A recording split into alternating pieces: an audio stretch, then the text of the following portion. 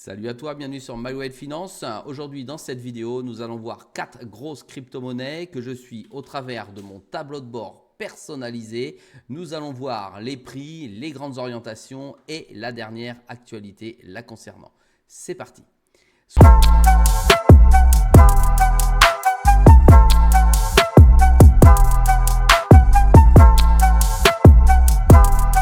Sois le bienvenu dans cette vidéo. Je te rappelle qu'ici, il n'y a pas de conseil en investissement. Je te montre ce que je fais et comment je le fais.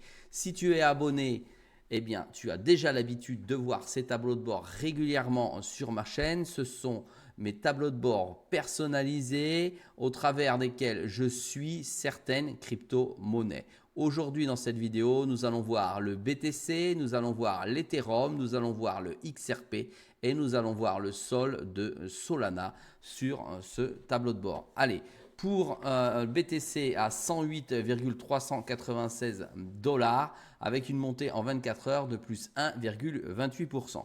Je te rappelle, comme tu me suis, que je suis rentré dessus pour une valeur de 107 000 $ ayant un objectif de 121 000 $.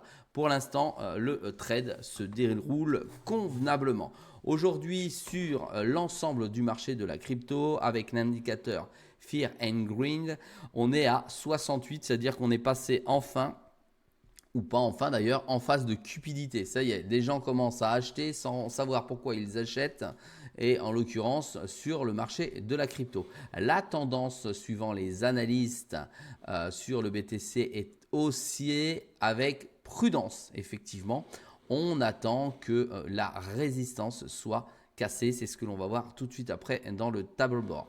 Le rebond donc se confirme, objectif 112 000 $. Capitalisation 2,15 trillions de dollars. Volume d'échange dans ces dernières 24 heures, 37,5 milliards de $. C'est un volume qui est en baisse. Ça veut dire qu'il est en train de se consolider.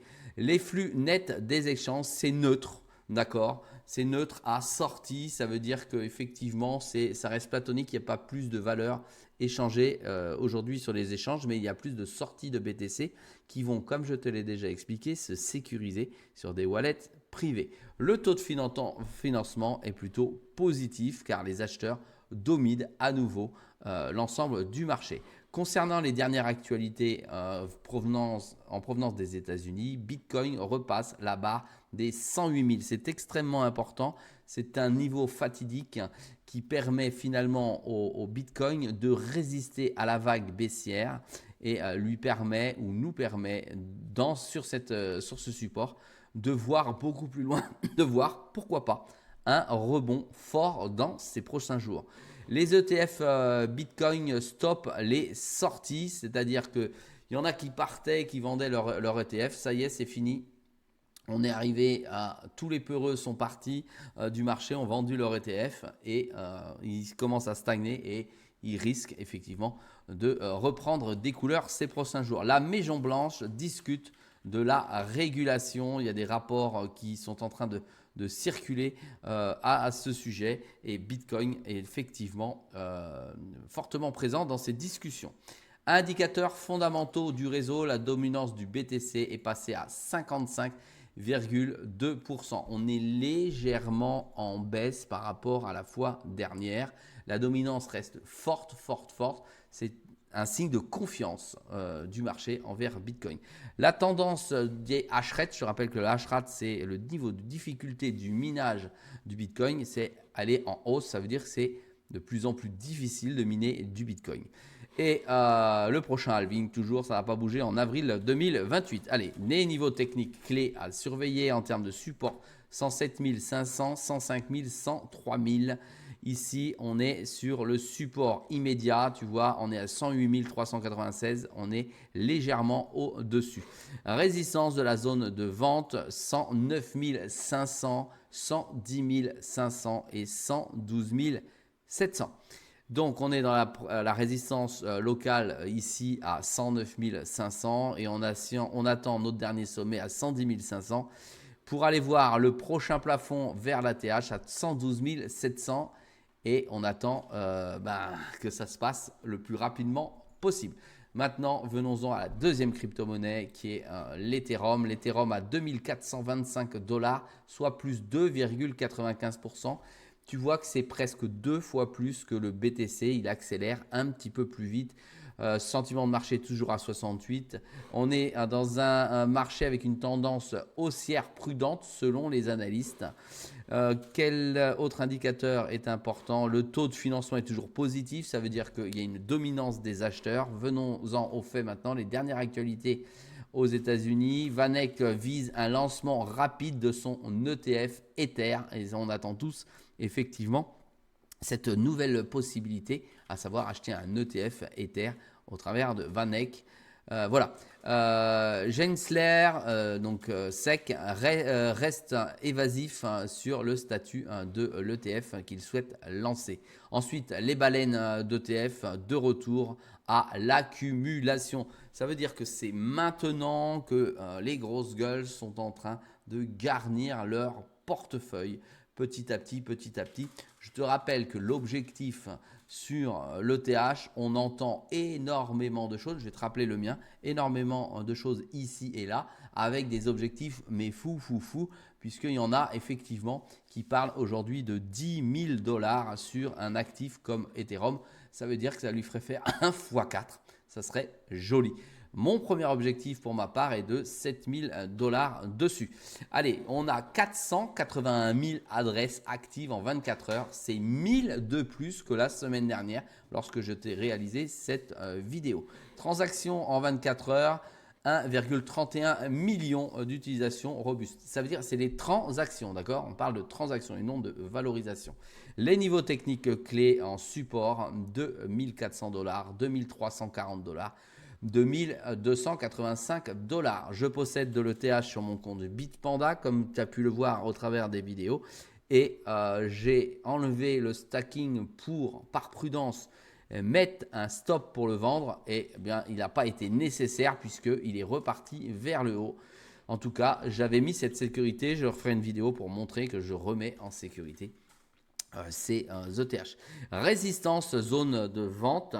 2450, 2500, 2550. Tu vois ici, on arrive à la résistance. C'est pour ça que ça a un petit peu de mal à monter. Allez, troisième crypto-monnaie sur le portefeuille, c'est le XRP à 2,18 $. Et on monte encore un petit peu plus dans la valorisation dans les 24 dernières heures. C'est 3,80%. Ça bouge fortement. D'ailleurs, les analystes ici nous disent fortement haussier sur le XRP. Il y a du monde, effectivement. Le taux de financement est positif, ça veut dire que les acheteurs sont à la manœuvre et qu'il est fort probable que le XRP monte fortement prochainement. Une dominance du XRP d'environ 3,9% du marché. C'est énorme puisque le XRP représente à peu près 4%, si tu comprends bien, de la totalité du marché des crypto-monnaies. Et on attend beaucoup de celui-ci. Actualité récente sur le XRP, Ripple et la SEC concluent un accord historique. Les analystes revoient leur objectif à la hausse sur le XRP. C'est un truc de fou parce que tu as des objectifs à 3 $ puis à 5 $ sont désormais considérés comme atteignables en 2025.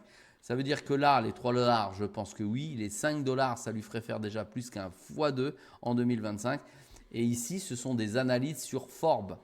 D'accord, Forbes, c'est quand même quelque chose de costaud aux États-Unis en termes de médias. En général, ce sont plutôt des analystes plan-plan. Hein. Ça veut dire que c'est ni toi, c'est ni moi sur le web qui analysons cette situation. Voilà, donc ça commence à être franchement très sérieux. Forte hausse de l'activité on-chain sur le XRP. En gros, les actifs, les adresses quotidiennes ont dépassé les 200 000 et le volume de transactions a atteint des sommets jamais atteints. Tu vois, indicateur Ledger on-chain, 210 000, le plus haut niveau depuis des mois. 210 000 adresses actives en 24 heures, c'est énorme. Nombre de transactions, ce n'est pas la valorisation des transactions que j'ai sur mon tableau de bord, ce sont le nombre de transactions dans les 24 dernières heures. 5 millions de transactions, c'est-à-dire il y a eu des échanges. Ensuite, XRP S-Grove, 38 milliards, offre future prévisible libérée mensuellement. Il va y avoir donc 38 milliards de jetons qui vont arriver. Les niveaux techniques clés dans les zones d'achat 2,17, 2,10 et 2,02. Les zones de résistance à la vente, il faut qu'ils les éclatent, tout simplement, 2,22, 2,31 et enfin les 2,50 en ligne de mire. On est à 2,18, ça reste dans le champ du possible. Pourquoi pas d'ailleurs cette semaine s'il y a un éclatement vers la bulle. Allez, dernière crypto-monnaie, nous avons Sol. La crypto Sol du projet Solana, 155 $ et voilà, on est dans le quatrième du classement, pas sur CoinMarketCap, de mon propre classement et on est à 5,15%. Ça veut dire que tu vois que le Sol réagit encore mieux, d'accord, à la montée du marché du Bitcoin. Il accompagne beaucoup mieux parce que on est à 5,15. Quand tu regardes le BTC, on est à 1,28. Après, ici, le TH à 2,95, l'XRP à 3,80 et ici, nous avons le Sol à 5,15%. Tendance des analyses haussières, taux de financement positif, dominance du Sol 2,2%. Ça commence à pousser fortement. Pantera Capital parie gros sur Solana, ça y est, il mise, et il crée un nouveau fonds avec 250 millions de $, destinés à acheter des tokens Sol. 250 millions de $ vont être déversés de nouveau sur le marché du projet Solana. Les clients Fire Dancer prévus pour l'été. Ça, c'est fort parce que ça va pousser également l'activité du projet Solana. Si tu ne sais pas ce que c'est, n'hésite pas à regarder ma vidéo d'analyse globale, fondamentale plus exactement, sur le Solana. Tu la retrouves dans l'historique puisque sur My Way Finance, c'est une vidéo tous les jours à 6 h du matin. Ça te permet d'être informé de ce que je fais et de mes différentes recherches sur le marché de la crypto, des actions et des ETF. Dernière information sur Coindex, l'activité des meme coins sur Solana atteint des records. Ça y est, ça sort et on n'est pas pendant le bull market. Ça veut dire, le bull market, on est un petit peu, mais on n'est pas pendant la alt season. Ça veut dire que si la alt season arrive, tu vas avoir bien plus de projets en même coin qui sont aujourd'hui au chaud et qui risquent de péter pour toujours accompagner le marché et amener le Sol bien plus haut.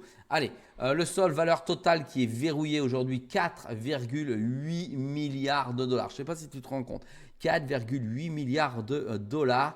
C'est une croissance énorme finalement de l'écosystème DeFi. Je te rappelle que la DeFi, c'est la finance décentralisée.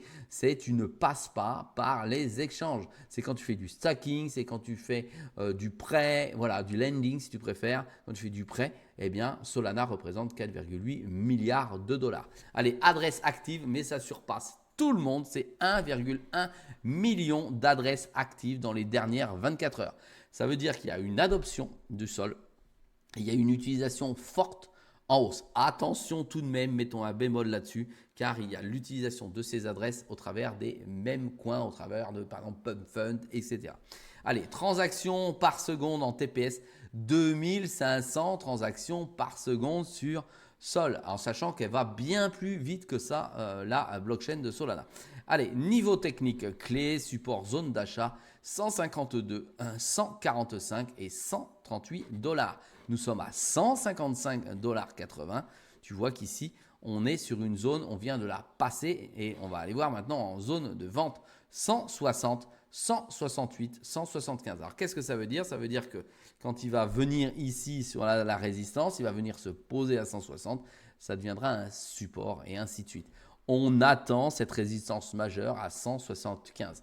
Pour ma part, je te rappelle mon objectif personnel sur les sols que je possède, c'est entre 600 $ et 700 $. Oui, ça modifie la totalité de mes calculs en fonction effectivement des données on-chain que j'ai réussi à récolter. Voilà, n'oublie pas de m'encourager avec un pouce par le haut, n'hésite pas à me mettre les commentaires pour me dire ce que tu penses de la vidéo. N'oublie pas naturellement de t'abonner. Tu peux avoir des informations tous les jours sur ce type de marché en t'abonnant, car sur MyWay Finance, c'est une vidéo tous les jours à 6 heures du matin. N'oublie pas, protège tes investissements et ton capital et fais-le fructifier. Je te dis à très vite dans une prochaine vidéo.